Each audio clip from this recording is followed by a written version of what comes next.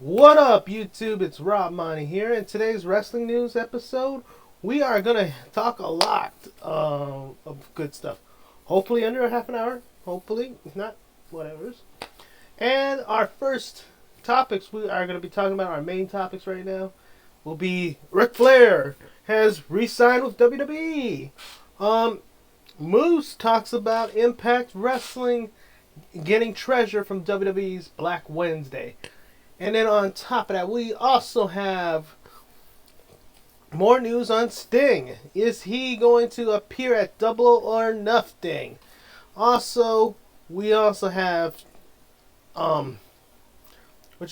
words from the Undertaker on how would the Undertaker fare in today's locker room wrestling environment if he debuted today. We also got the backstage future of 205 Live. And Erick Rowan has a new ring name. Let's get it all started. And we're going to start by going into our window here. And our first topic of the day is Erick Rowan's new ring name. Alright, so Erick Rowan has a new ring name going on after his release from WWE on Black Wednesday. Erick Rowan has changed his name to Erick Redbeard. So it's possible he'll be using that name when he returns to the square circle in the Indies, AEW, or even in Impact Wrestling or Ring of Honor or New Japan, depending where he goes. Oh man, a little bit of cheese on the nachos I had earlier. Let's see this. So, if you guys want to check out more on updates on Erick Rowan later on, you can follow him at his Twitter handle, which he has now changed to Erick Redbeard. So, give it a shout out. And he also opened up his own Pro Wrestling Tees store. So, even if you're a fan of Rowan, check it out. I wonder if they're going to put the spider in his merch. That would be kind of cool to see that a fake spider, in my opinion. It kind of reminds me of a pirate gimmick in a way, but I don't think that's going to be the case with Erick Rowan. Alright, so next on the news today, we have breaking news as far as the Intercontinental Championship. This should be probably one of my bigger news, but a lot of the other stuff has outweighed, but this is going to be a big thing that's going on. Like, you guys know how I've been covering Sami Zayn not being able to compete in WWE because he has been refusing to go to work due to this COVID-19 pandemic and exercising his right to stay home. WWE has announced this, and I know a lot of people are going to be talking about, Sami Zayn's being punished because he's not willing to work for WWE right now. Well, breaking news happens to be is that WWE has vacated the Intercontinental title. Is this a punishment to Sami? A lot of people are asking. In my opinion, it can be. It can be, depending on how well did Sami, how did Sami handle his wanting to stay home during the pandemic? Whatever the interaction with WWE is probably what determines if Sami's getting punished or not. But he will not be competing for a while until the pandemic goes away. And like I've been saying, the Intercontinental Championship is what made me concerned. It made me worry, and this is what made me interested on seeing where this story was going. Apparently now the Intercontinental Championship is vacated, which I kind of saw coming, because they want the Intercontinental title to show up on Raw and SmackDown or NXT, wherever you need that damn title. Need be. Why? Because the Intercontinental title is an important title to the company. It's the Workhorse's title. It's the true World Championship in some people's eyes. Even though it's been irrelevant, for a while, people still see that title as a very important title, and it being missing from WWE TV was going to bite Sami Zayn in the ass sooner or later. and it was probably biting WWE's ass. And quite honestly, when you look at the rule book, back in the day, if a champion was not able to defend their title in a matter of 30 days or 60 days, 90 days, forever what time period it was, I think it was 30 days. If he has not defended in all of 30 days, they would be stripped of the Intercontinental title. Sami Zayn's not going out and competing during this pandemic. He hasn't been on the road. He hasn't gone on a plane to the Performance Center or Titan Tower. So, in other words, they had to strip him. And the main reason is they had to bring back that Intercontinental Championship back to TV. So, as of right now, Sami Zayn is no longer the Intercontinental Champion. I know everybody was kind of like, "Aw, but Sami deserved it." I mean, that was a waste of a championship match at WrestleMania. You want my honest opinion? No, it wasn't. Sami got his moment at WrestleMania. He won WrestleMania. He beat Daniel Bryan. He left Intercontinental Champion. So for anybody who says that was a waste, you're a waste for even thinking that. I'm just saying. Could this be a punishment? I said it can be, but it's not. Anyway. So this is the reasoning that's going on. Zayn is choosing not to appear on TV these days due to his concerns over the coronavirus.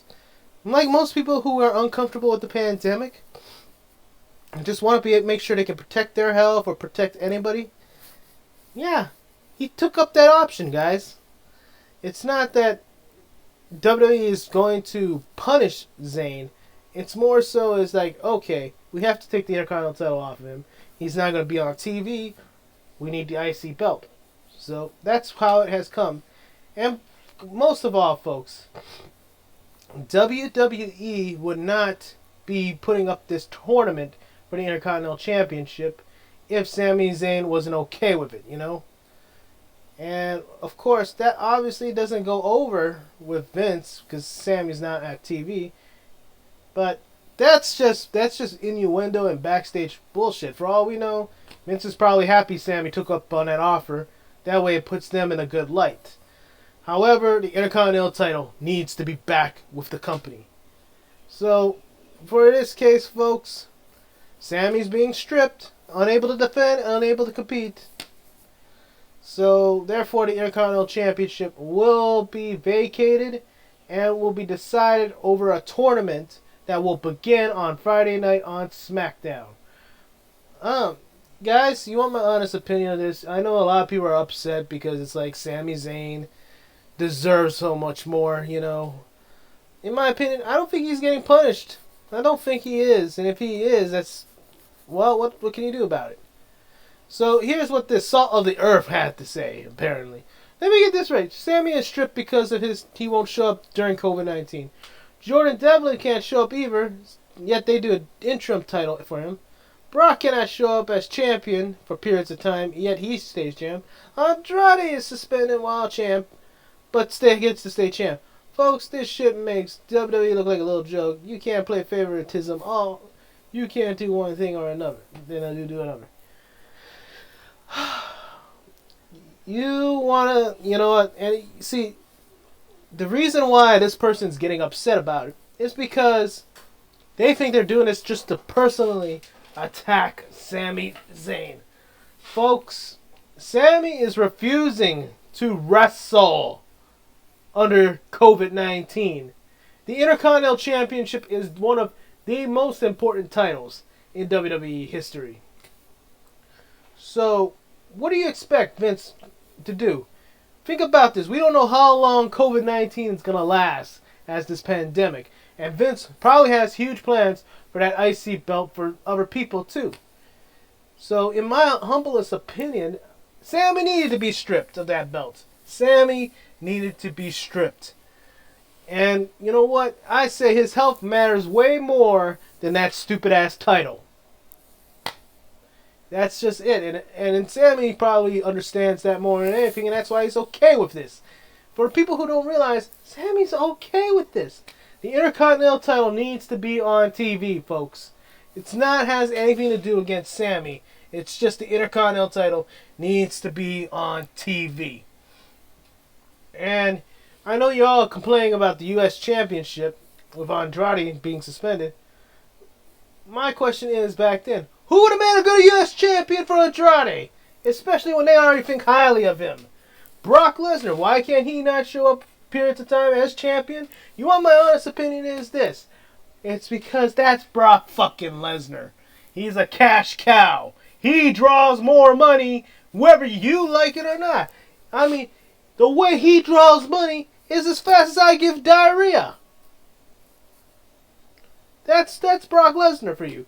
Jordan Devlin can't show up. Well, apparently, and they do an interim belt because they have huge plans with Jordan. Do they have huge plans with Sammy? I'm pretty sure they do. But the problem is, Sammy's refusing to show up. And if he's refusing to show up, and he has the Intercontinental Championship, and we don't know how long COVID-19 is going to last.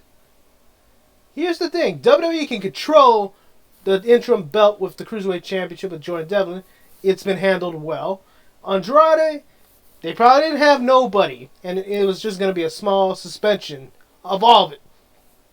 And you don't know what Andrade did to get himself out of the doghouse, folks. You don't know what he did to get out of the doghouse. Brock, it's kind of set in stone of what Brock's going to be doing. They have control over it. As far as Sami Zayn goes, he's refusing to work. Okay. Refusing to work because of the coronavirus? Okay, cool. That's fine. He doesn't have to work if he's afraid of the coronavirus. No one should have to be forced, obviously. But he's the Intercontinental Champion. He could come in once in a while and just defend it or drop the belt at SmackDown if he wanted to. But the guy's refusing. So if he's refusing to work and saying he's unable to compete, then he leaves them no choice. Because, one, you can't control Sammy at this point. If he's going to come back or he's just doing this because he lost his smile or whatever. You can't control Sami Zayn for his issues, personal issues. And on top of that, you need the Intercontinental title. With COVID-19 going on and you don't know how long Sammy plans to stay out during this pandemic, I mean, it makes sense to strip him of the belt because that means you could put... Let's just say this. Let's just be hypothetical here. Sami Zayn being gone from TV. Due to the coronavirus. This coronavirus started in February, became a lockdown in March, and we're still locked down now in the midway of May. And they're predicting maybe sometime in June or July or August this thing's going to continue. And then on top of that, they're also anticipating a second wave of this virus. So if you're Vince McMahon, that's uncertainty. That is uncertainty. Which means if this isn't going to happen and it's going to go on for the rest of the year, and Sammy's not going to be on TV for the rest of the year, what fucking plan do I have for the Intercontinental Championship, folks? If you're Vince McMahon, what plan do you have for the IC title if the IC title's not on TV for potentially a year? Think about that, guys. Think about it. Sammy needed to be stripped. Because if he's going to refuse to wrestle or compete or show up on TV for an entire year, potentially, on top of that, throughout this whole entire coronavirus, and we don't know when this fucking thing is going to end. Because we don't know the true status of it. I mean, you hear little bit of bits and pieces on news. You hear from your local news bits and pieces. You know, it's ridiculous when you think about COVID-19. We don't know how long it's going to be before this pandemic finishes. So if I was Vince McMahon, I would strip Sami Zayn of that belt. Because if he's not going to be there to defend it, and I have plans of putting the belt on somebody down the line in the future, and he's not going to be here, I might as well put it on somebody else. That way they can do the job. I mean, for all of you who are trying to defend Sammy. You guys gotta shut the fuck up. Sammy's not upset about it. He's not. He's giving him back the belt. Fuck. If he was truly upset, he'd show up the next week. He would show up on SmackDown if he was that upset about it. If he doesn't show up, what does that tell you? The fucker is cool with it. Yeah. I mean, that's why I get pissed off with people in the IWC. Because they make stupid arguments to go up against the company when the company has to make company decisions like this, you know? I mean, that's what bugs me. Alright.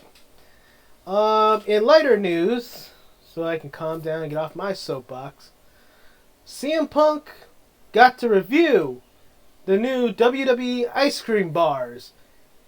And as it says here, it's 9 years in the making. A request. 9 years in the making. And CM Punk has finally got his WWE ice cream bars. And basically, folks, he is not a fan. He is not a fan. Because of the current ice cream bars, there's only 3 faces on the damn ice cream bar. And on top of it, it's not an ice cream bar. It's an ice cream sandwich. Other than that, it's tasty. It's okay. I mean, good flavoring and all. But I'm not a fan because this is not what he was actually asking for, basically. And he rated it a 4. He rated the ice cream a 4 out of 10. I guess the 4 means for basically how the ice cream tastes and feels in general.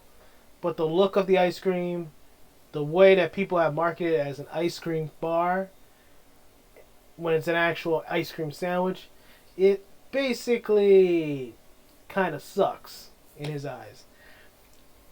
And the main reason for this, folks, is because there's only 3 superstars on the bar. I don't necessarily know because I haven't bought the damn ice cream bars myself, you know. But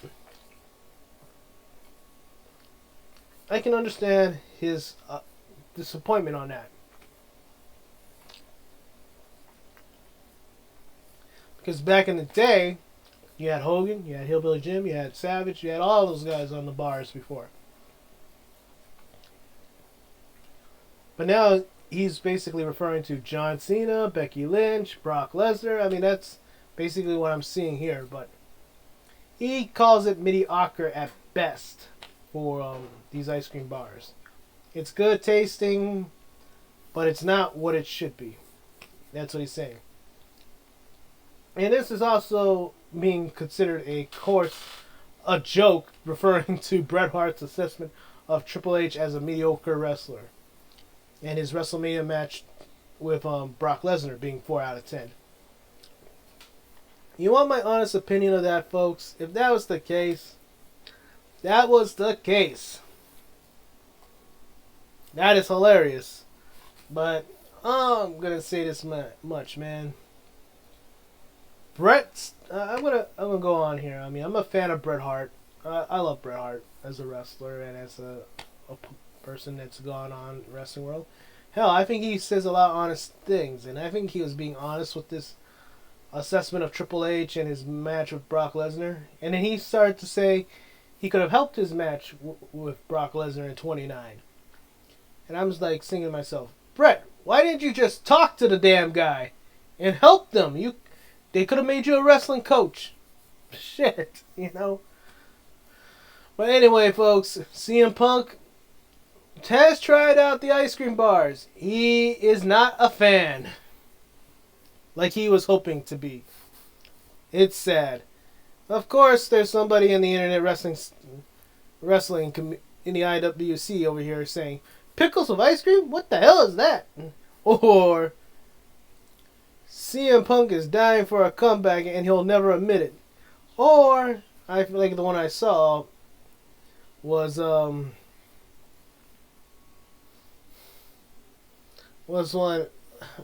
I saw it yesterday when I was reading this last night. Basically what Punk had stated, or someone the person stated that CM Punk will bury WWE for anything. That's what I saw. And I don't think he's burying anybody right now. I think he's just being honest, and being funny at the same time. Alright, next. Roman Reigns has joined Cameo. On this news, for those of you who don't know what Cameo, it's a link page that allows... It's an app that allows fans to buy personalized fan video messages. Basically, if you want to send a birthday message or a greeting or a get well message from one of your favorite celebrities out there, you basically sign up for Cameo and you pay these particular celebrity or superstar or wrestler or athlete, and they'll send you a personalized message, which is kind of cool. And as far as we're going here right now, this is who's already out there besides Roman Reigns. You have Ric Flair, who is the big winner. See, Roman Reigns is charging $250 for personalized videos. I'm okay with that because I would say $100 for the message, $100 for taking the time from Roman Reigns out of his personal day, and $50 just to talk to him. I can understand what Roman Reigns is doing there. And quite honestly, I feel like that's a fair price to be paying Roman for a personalized video because, quite honestly, he is the top guy in WWE, one of the top guys. So $250 sounds like a reasonable pricing for me. For what it's worth, Ric Flair is the big winner because he charges $500 for videos. I could see this. Is Rick worth $500 to get a personalized message from? You decide. I think it's not that worth it because I know what Rick would probably say because he's jet flying, limousine riding. He would probably say that same stuff, So, but for $500, I can understand he's not wrestling full time anymore, and on top of that, he's a legend. Where on the other hand, Rey Mysterio and Bret Hart both charge $150. So if you're a fan of Bret Hart or Rey Mysterio, you can pay them $150 to give you a personalized message, which is awesome. And then Jake Roberts also does videos, but he is the big cheap. He will ask you for $140. So I'm going to say this. If Bret Hart... Oh, and here's another one, guys. Kurt Angle and Matt Hardy and DDP all charge $100 a piece. To me, if you're going to pay for a personalized message, if you're really a fan of Ric Flair, go for the $500. If you just want any legend, you go Rey Mysterio, Bret Hart, Jake Roberts, Kurt Angle, Matt Hardy, or DDP for $100. I mean, that's not bad. That's kind of reasonable with all of them except for Rick. Big E charges $125. I could see that because he's in the light and he's a potential superstar, main event superstar. So, yeah, that's kind of fair. But believe it or not, the big winner in this, is Ryback, who charges $250 for a personalized video. Ryback. Do I believe Ryback is worth the $250? No. No, he might have a... No. To me, he's not worth $250. I think he should be charging $100, in my opinion. Because Ryback is not as big as a superstar as Roman Reigns. He's definitely no Ric Flair. And if Matt Hardy, Kurt Angle, and DDP are charging $100, that's a steal. And I feel like I'm getting ripped off here by Ryback. But that's what happens. And as far as Reigns' profile, it says, Roman Reigns, Anoa'i, WWE Champion. Joe Anoa'i is a WWE professional wrestler, other known as Roman Reigns. Anoa'i is a WWE Universal Champion, 3-time WWE Champion, U.S. Champion, Intercontinental Champion, and Tag Team Champion. And Roman has already started doing some stuff with Hollywood as well. Is he will be appearing in Netflix's The Wrong Missy with David Spade. And here's a picture of it on Roman Reigns' profile. So if you guys want to check that out, go ahead. I'm going to definitely watch the movie. But here's question of the day, guys. Question of the day. Do you think Ryback is worth $250 to get a personalized message? I mean, do you think for his stardom, do you think he's worth the $250? And on top of that, what do you guys think? Who would you rather have out of all these names here? Roman Reigns, Ric Flair, Rey Mysterio, Bret Hart, Jake Roberts, Big E, Kurt Angle, Matt Hardy, and DDP. Or Ryback. Which one of these guys would you want to give you a personalized video message? Honestly, I think Ric Flair is being more fair than Ryback, to be honest, guys. And besides, it'd be kind of fun to watch Ric Flair go and do his shtick, you know? And as far as Roman goes, I think Roman has a heart of gold. So that's enough. So I think his message would be thoughtful. Ray, Brett, you know, very honest and probably real thoughtful ones there too. Jake, it'll probably be poetic. Big E be hilarious. Let's just be honest. Kurt Angle, Matt Hardy, and DDP, I think it's worth the $100. So you guys go ahead. As far as Ryback goes, I do not agree with that. I'm sorry. Alright, next. Christian reveals if he'll ever return to the ring. And basically, this is what he had to say. And he says, no, I'm done. Even if I was, I wouldn't tell you, but it's not. Trust me. He's done, basically. He's saying he's done wrestling. And then he talks about his transition from wrestling to acting, where he says, I've always said that wrestling's entertainment boot camp. You're out there playing a character. You're in front of a live audience. There's no net, so it prepares you in that sense to kind of be able to react quickly and to absorb things quickly. So I think that's the real advantage from moving into acting and those sorts of things. But I kind of equate wrestling to more of being a live play, like a Broadway or something like that, where you're trying to project a bigger, because there are fans in that front row and there are fans on the top row, so everyone has able to kind of figure out what you're doing. So you're kind of a bigger, project bigger. It's acting. To me, it's kind of like you're talking and you're kind of letting people into the conversation. It's more intimate. That's kind of how I view the differences in that. Just trying to figure that part out. And then he was asked which wrestlers outside WWE that catches his eye, and he goes like, "Man, I like Orange Cassidy. I don't know anybody who doesn't find him entertaining. I also like Darby Allin. I like his vibe. He's very Jeff Hardy-ish, which I kind of like. You don't know what it is, but there's something interesting about him." And then, of course, someone asked him, where did Captain Charisma come from? And he says, I was trying to think of a ridiculous name when I was off with an injury for a few months. And you know, who isn't a fan of Shawn Michaels? He called himself the Heartbreak Kid. And just this is kind of catchy little nickname. So I was like, what can I give myself that could be a kind of annoying name that I would think is cool, but people generally don't think it's cool? I came up with that. I threw it out there and people were like, that's terrible, you shouldn't use it.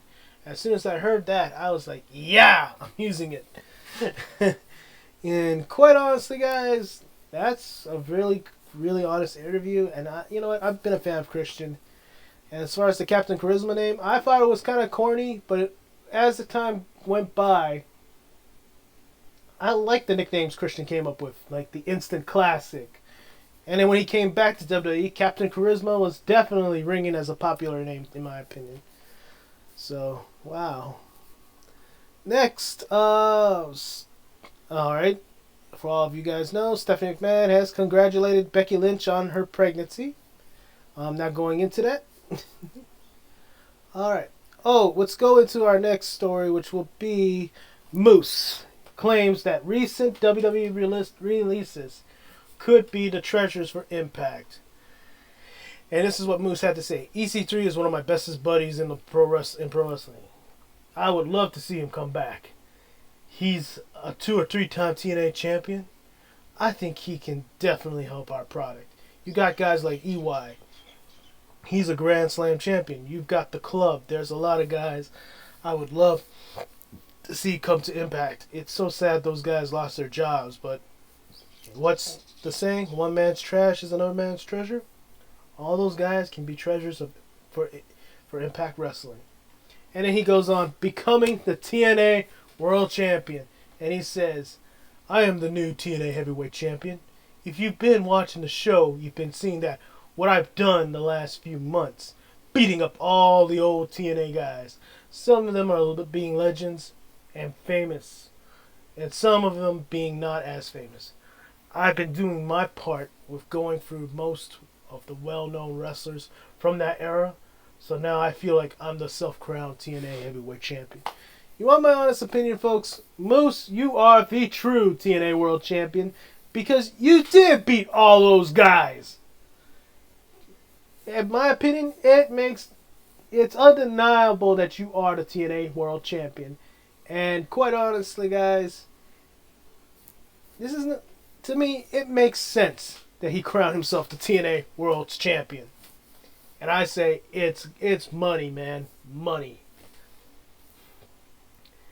Now, how he got the title, it doesn't matter how I got it. It's just that I have. It's not a replica. It's the actual real thing.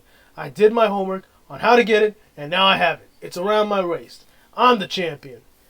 I will defend it against anyone who feels like... Okay, that's weird. Anyone who feels like they want a shot at my title, it depends what mood I'm in. If I'm in a giving mood, then I'll give them a chance to fight for my TNA Heavyweight Championship. So this is being legit, folks. And quite honestly, I love how he trolls Tessa every day with this TNA World title, man. Moose is the man. Alright, speaking of the man, Ric Flair has signed a new deal with the WWE. Last December, it was reported that his contract was going to expire at the end of 2019. Now, according to Wrestling Inc., however, Nature Boy Ric Flair has signed a new deal with WWE and is currently under contract with them. Quite honestly, I don't blame WWE for trying to sign Ric Flair at this time. Mainly because they need ambassadors, they need legends around the company. That way, there's more awareness of the company. Sting was an ambassador himself before he parted ways with WWE. And quite honestly, I kind of got the feeling that it was never going to happen between him and Taker.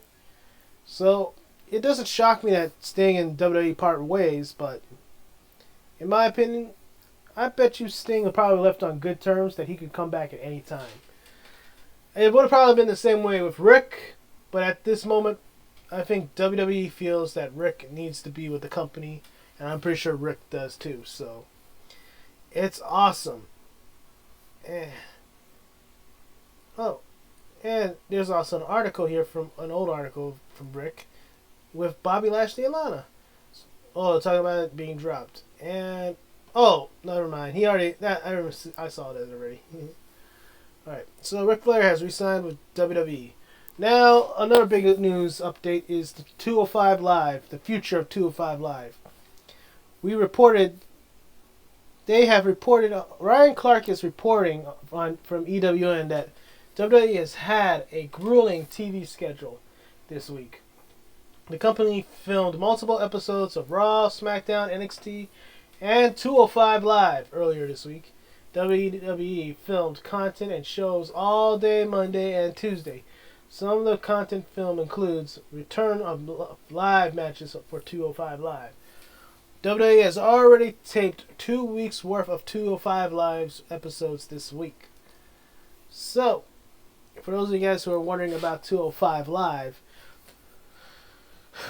205 Live at this moment is still in production. A lot of people are worried because are they going to end 205 Live with all this? There's a good concern there because of the grueling TV taping schedule. But in my opinion, 205 Live,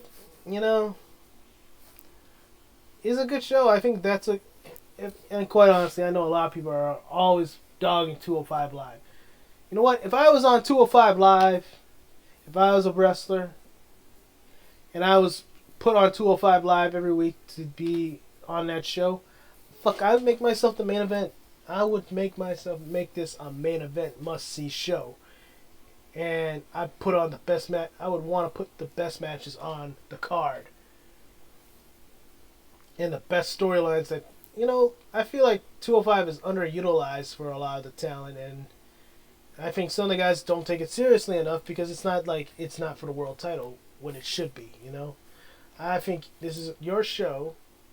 Make it just as important as NXT or Raw or SmackDown, Make people want to come back and watch 205 Live. That's my honest opinion. Alright. King Corbin has responded to fan backlash on Twitter. And this one was kind of funny. And which one of the Twitter fans have gone like this. Does he in any way, shape, form believe he actually looks good, thus allowing him to mock other people's entrances? Sure seems like Rolling Stones in an homely, bald, skinny, fat, oddly shaped, bodied home for personality less fun geeks. And Corbin posts up the guy's profile picture and says, "Dang, I can see why you're mad." Oh man. And then here's another one. I will try not to fall asleep when he sees Baron Corbin. He goes, "Sweet cartilage piercing." And another one says, "I will try not..." Well, actually, yeah. That's basically what is being said. As you guys know, King Corbin will face Drew McIntyre on Monday Night Raw.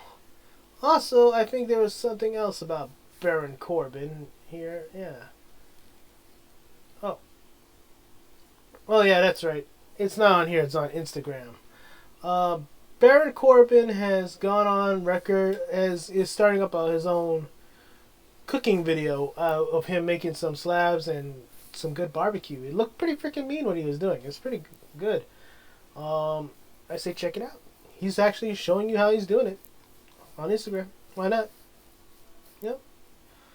Undertaker revealed if his character would be successful today is one of our bigger stories today, in which he was featured on the Bump this week, on one of the latest editions of the Bump, and basically they asked him, would the character be successful if it debuted today, or was it more of a right place, right time thing? And Taker went on and said, definitely right place, right time. It would be virtually impossible in this day and age to maintain that mystique of that character. I lived, especially the original Undertaker, and when I went back to it, I protected that character. There is so much stuff. Cameras backstage, normally I'm a pretty fun-loving guy and have a good time. But those cameras backstage would absolutely drive me nuts. I never wanted anybody to see the Undertaker not being Undertaker. I didn't do a lot of outside projects because I didn't feel like, okay, I can go and do this and then come back and then be Undertaker. It just didn't work for me. So I put all my eggs in that one basket, and this is the way it was going to be. I dressed in black everywhere I went. When they would book us on Regis and Caffey and all these shows, Paul did most of the interacting. I sat there and stayed in character. It was just like, this is what I have to do to make this thing work. And I think it did. But to do it in this day and age, my goodness, everybody's got a cell phone everywhere you go. it would be virtually impossible to do it and be able to maintain that mystique of that character. And then he was also asked on an example of what happened when he didn't stay in the Undertaker character all the time. A couple of years ago, when I finally got on social media, I got people saying, well, there goes my childhood. My childhood's dead. Undertaker's on social media. How can the Undertaker be on social media? He's dead. How can he do that?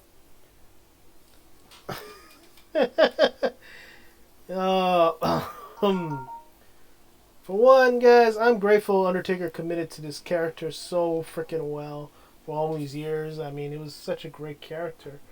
I'm gonna be honest with you. Ever since the American Badass gimmick, I kind of like Taker on both sides. I like him in character. I like him out of character. Was it cool to see the American Badass at the Boneyard match? That was awesome to see it. It was more of a combination of the American Badass and the real Undertaker in that sense. I kind of agree with him. It's definitely the right place, right time. Because fans in the 80s who never really seen the Undertaker didn't have ways to see the guys outside of the business unless they were in the same quarters as them.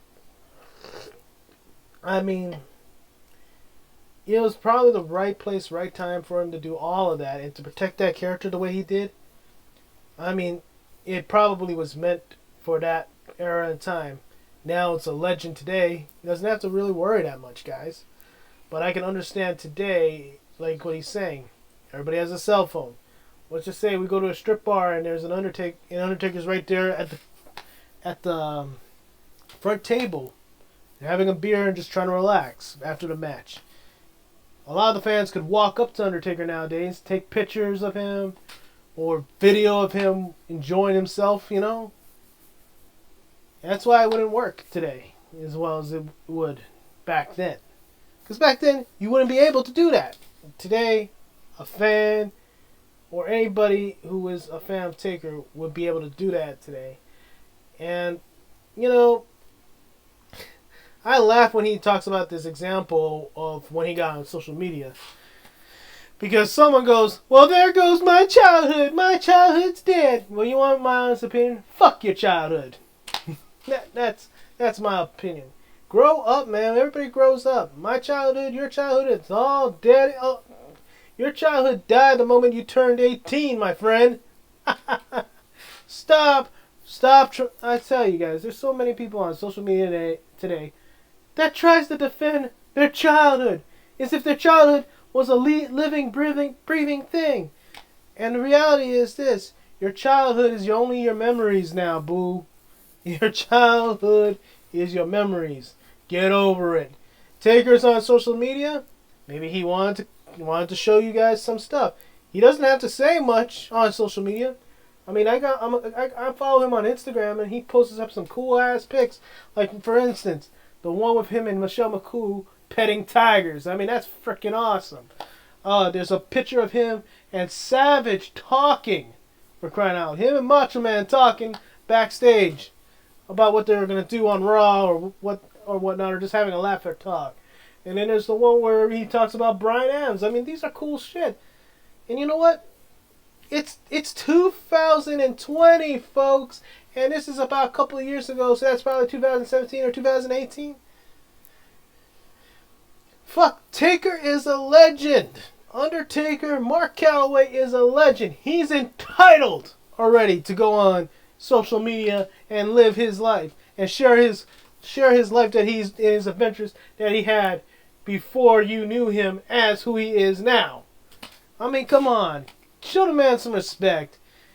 And I say, fuck your childhood. Your childhood's gone. It's a memory. Just like all the stuff that Taker is sharing with you on social media. These are cool memories. Your childhood dead? Okay, your childhood's been dead since you were 18. Get over it. That's why I laugh when somebody says shit like that. Because it's like, pff, your childhood died when you turned 18, bruh. Get over it. You know? And if you are a person who's a wrestling fan and feels like your childhood died the moment Undertaker got on social media, and you're wrestling in the industry right now, I'm gonna say this: Your childhood died so that you can give someone else their childhood.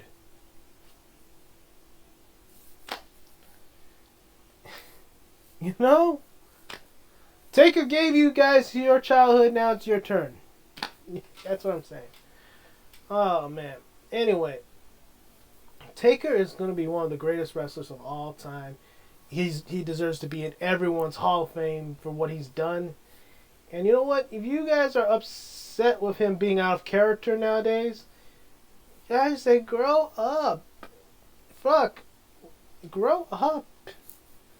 Because the man is still the same man who did all that stuff back when you were a kid. You know? He's better. He's a greater wrestler now than he ever was. You know? I like Taker more now because of every single storyline I've seen Taker in growing up. And now that I get to see him on a more human side now, to me that's freaking awesome, you know? I mean, and you hear stories about how cool Taker is. Why the fuck would you not want to get to know Mark Calloway? I don't get people these days. I just don't. Alright. Okay, and speaking of Lio Rush is selling off ring gear. I believe this is his 205 Live gear that he has, that he just wore recently. But he's now selling it on, where? Well, he's selling it for himself. So basically, if you guys want to try, message Lio Rush if you want to get his jacket for one.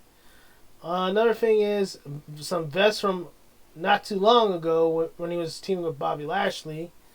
What else he has? He also has the Almighty jacket, which, my God, it reminds, man, this is why I'm going to miss Lio Rush.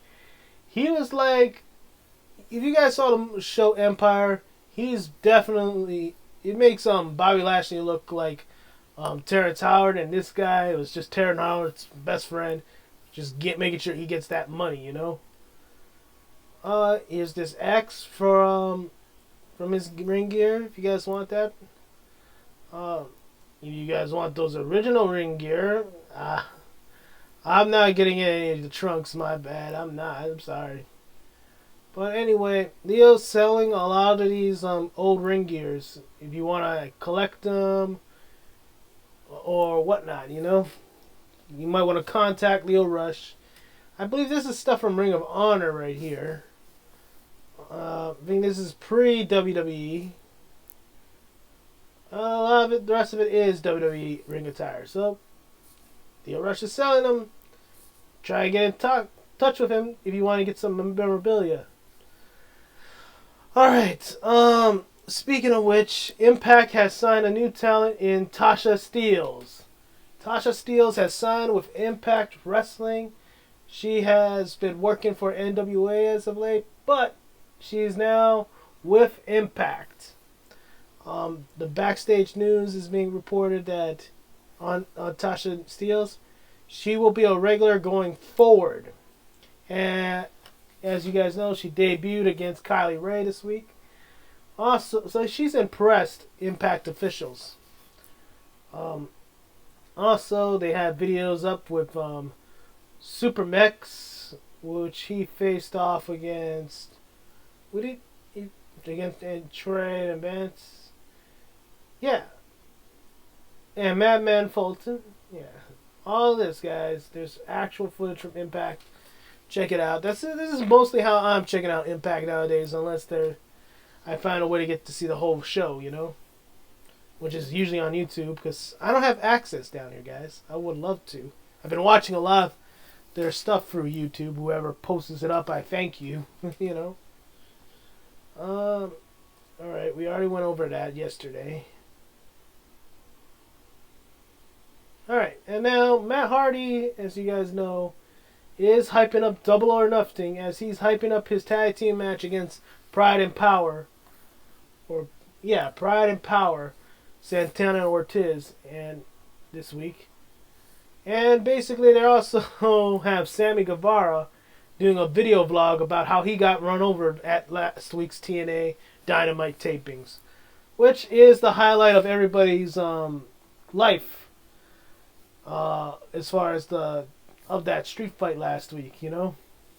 Whereas Kenny Omega loves his moonsault, obviously, but this is the highlight, the main highlight. Everybody remembers the memorable match is when Sammy Guevara got run over. Check out his YouTube video here on his vlog, and he's going to express how he felt. I've already watched it. It's pretty funny. Check it out, you know. Alright, now we're going on to our last articles of the day. Vince McMahon, as you guys know, fired Oliver Luck from being the XFL commissioner. And right now he's going on full details of why he fired him. As you guys know, Oliver Luck is also suing Vince McMahon for wrongful termination. So, but the reason why he was fired was due to gross neglect, basically. And the court documents read as follows. Luck left the XFL's Connecticut HQ for his home Indiana on March 13 and disengaged from XFL operations. According to the filing, McMahon further claimed Luck did not inform him of his intentions. Put simply, at the very moment when his leadership as CEO was needed most, Luck did not devote substantially all of his business time to the XFL as required by his contract. Holy shit.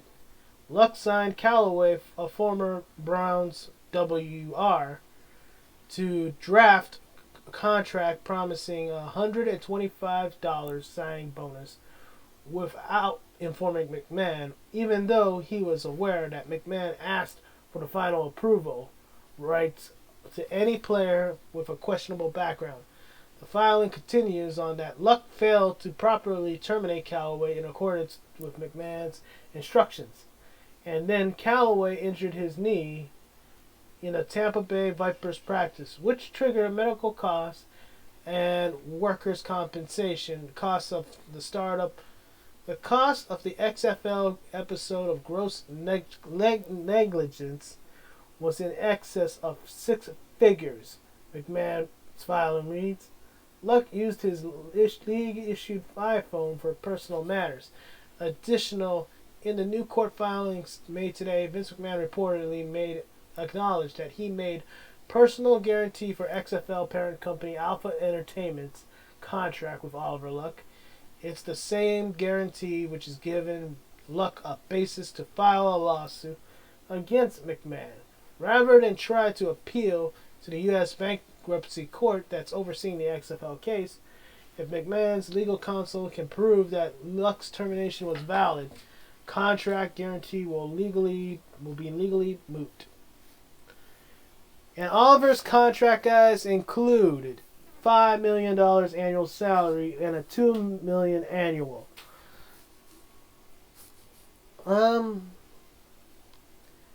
Basically, this is not a COVID-19 release. I think I originally reported due to coronavirus, but this XFL has just been disbanded. And I believe this is one of the main reasons is because, reading this, if Oliver Luck really neglected his job as XFL CEO, I would say, yeah, he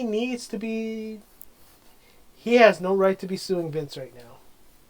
Because what it sounds like here, he owes Vince a lot of money here, guys. On top of that, he did things behind Vince's back, which, if you're a CEO of this and you're partners with McMahon, Vince, the owner, you have to report to him what you're doing. So what Oliver Luck has done here, guys, has filed a legal lawsuit against Vince McMahon, but apparently his wrongful termination is proving that when Vince reported and told the reason why Oliver Luck was being fired, it tells me here that Oliver Luck went behind Vince's back on so many things and did not do his job as properly as it should. So I guess this is basically what's going on with this. And from what it sounds like, Vince is really pissed about this because Because this is basically jeopardizing the XFL too, when you look at it. I mean, this is not legal work, what Oliver Luck was doing. He basically broke his contract in front of the world, so Vince broke it off with him. That's basically what happens. Of course, everybody's saying, I don't see Vinny winning at all.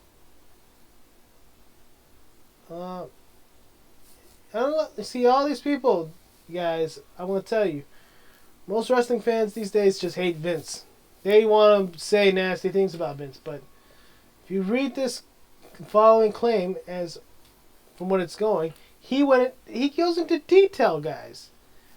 Like right here with Callaway, former Browns WR, and what it says, even though he signed him with a bonus without letting Vince know, folks.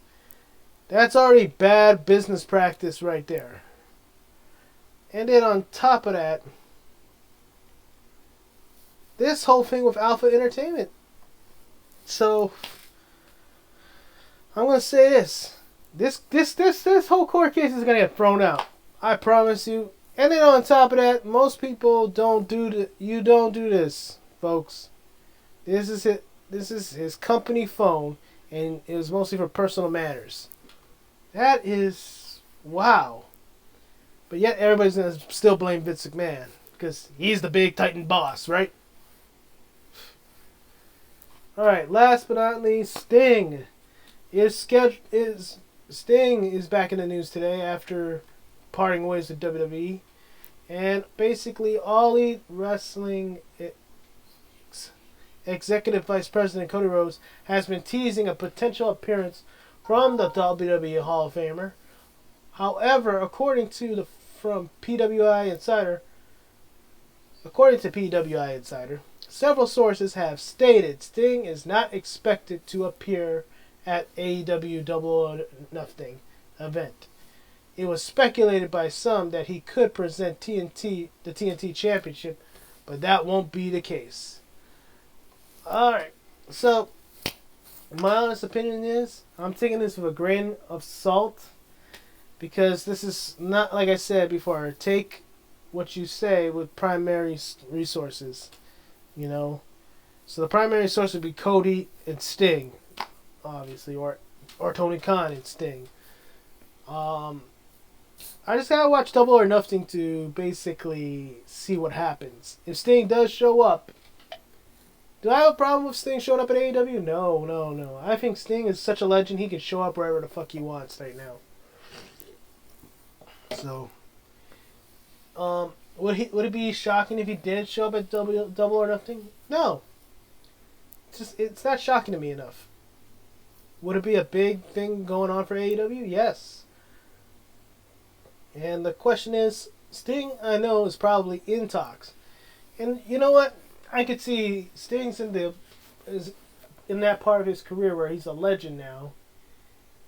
As far as making appearances for other wrestling companies, I see Sting doing that. I really do see Sting making appearances for every promotion out there because of what kind of a legend he is. He's not just one company's guy anymore. You know, he can show up wherever he wants and he's still a legend. He can go to WWE to make a Legends Night or a Monday Night, Retro Monday Night Raw, and make a good appearance and still draw a little bit of money, but just by making a small appearance. He could show up on TNA or Impact, make a great impression over there. Go to AEW, definitely he's going to get a lot of people talking, just because they got to see Sting, you know. And when I look at AEW, they like to, from what it looks like, they like to honor all of the entire wrestling world. Doesn't matter if you're from WWE, WCW, ECW, NWA, AWA. They seem to me like Tony Khan. To me, I feel like is a fan of all professional wrestling. So I could see him honoring any of these guys, you know, that are legends in our business today. You know.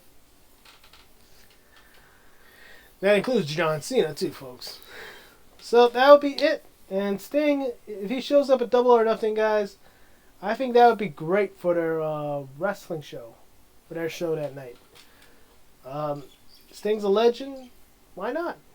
I mean, he's no longer obligated to be only a WWE guy. He is now, basically, he can do what he wants since he parted ways.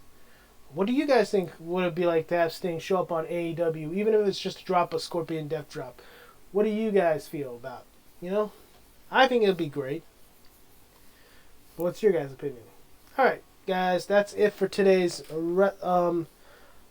news for today, for wrestling news today. I know I'm kind of amped up by a lot of this right now, but it's just because I see a lot of stupidity happening in the IWC, or I see a lot of bias that it just doesn't make sense for the particular article they're talking about. Alright, like for instance, the Vince McMahon and Oliver Luck thing. Why are you defending Oliver Luck against Vince McMahon? When it's obviously he did some shit that Vince didn't want him doing, and Vince was his boss. I mean, to me, that's somebody crossing the boss in real life. And in real life, when someone crosses the boss, they get reprimanded, and this is how it's being handled. I don't think Oliver Luck has any right to be suing at this point for wrongful termination, because it seems just, in my opinion.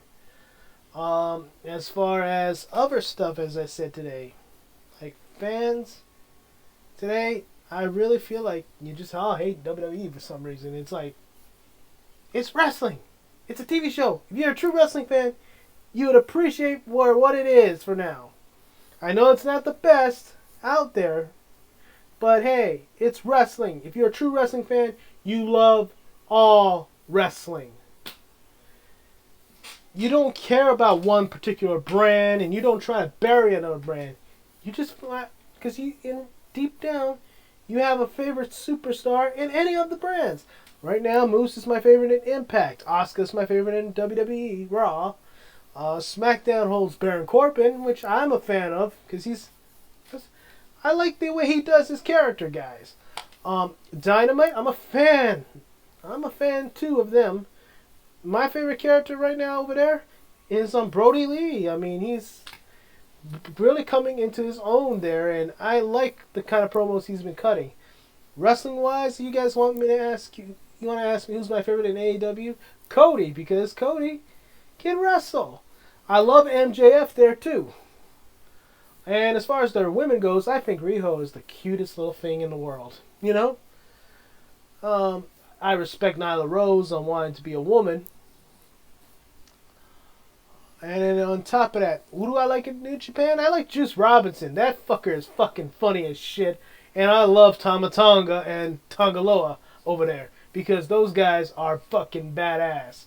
And as far as Japanese wrestler goes, my favorite one right now over there is Taiji Ishimori, because he's pretty freaking good.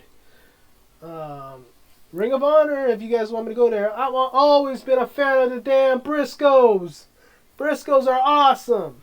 So, just letting you guys know, I am a fan of somebody of any of these shows. All these shows around. And to be a true wrestling fan, you gotta be able to love each and every promotion out there, even when they're giving you crap. That's what I'm saying. That's how you be a true wrestling fan, because growing up, I was a fan of the WWE and WCW and the ECW. I was fans of all three. I did not give a flying fuck who had the better show, because there's a segment here I like on Raw, there's a segment I like here on Nitro. Of course, ECW went to the extreme, so it's like, oh, that's pretty cool, exotic, in my opinion. Especially when Kimona would do her striptease, you know? And I'm saying, if you are a wrestling fan today, if you're really a true wrestling fan, try to appreciate some of the stuff. Because sometimes the crappy stuff is the most memorable stuff. And, hey, if you guys want to ask me what is my favorite match, well, not my favorite match, but one of the matches that made me a wrestling fan was actually a crappy match itself. But it was freaking entertaining and it was fun.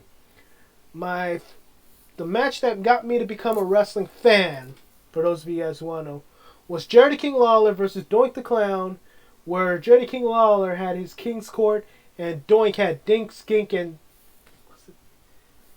Zink. I forget how to say that other clown's name. But anyway, those guys had a very entertaining match. They wrestled good. The work is solid, even with the midgets in there. It's sports entertainment, yes, but it was a great wrestling match. It made me a fan. It made me love professional wrestling. Made me fall in love with professional wrestling. Yes, it's a crappy match from that era, but you know what? It was a great fucking match for me because it was entertaining. It had everything you needed. A little bit of good action, a little bit of good promo, a little bit of entertainment, a little bit of comedy, a little bit of drama, and a pie to the face to Jerry King Lawler. And by the way, Jerry King Lawler is the greatest of all time. So there you go. And who was my favorite wrestler at that time after this? Bret Hart. But that match, Jerry the King Lawler and Doink the Clown, made me a fucking fan. So that's my soapbox. That's why I laugh at so many fans are getting like, it's crap, it's bullshit, being cynical. You're cynical because you think you're going to see something better anywhere else. Dude, everybody's doing the same kind of crap. Anyway, guys, that's my thing. Y'all have a good day. Thanks for watching. Sorry I had to rant. But sometimes it's passion, you know? Passion of being a wrestling fan. When you're a passionate wrestling fan, you know when something is good, yet people shit on it and you say, no, fuck you. You know? If I actually decide to go live my dream as a professional wrestler more often now, I tell you right now, the match I give you would be the match I felt was the one thing that made me laugh or giggle or even cheer or boo or hate or love, you know. Something that would entertain you guys because it would have entertained me back as a kid. Hogan entertained me when he was a masterful heel. Austin entertained me when he was just being the frickin' rebel that he was. Frickin' New Jack entertained me because he made things that were already serious go to the extreme. So, there you go. Other than that, guys, take care. Thanks for watching. Leave a like, subscribe. I gotta get off before I fucking just lose my mind. Other than that, guys, take care.